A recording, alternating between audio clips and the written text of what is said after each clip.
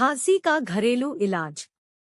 खांसी के लिए अनार के छिलके सुखाकर उन्हें दारदारा कर ले एवं मुंह में रख कर चूसते रहे।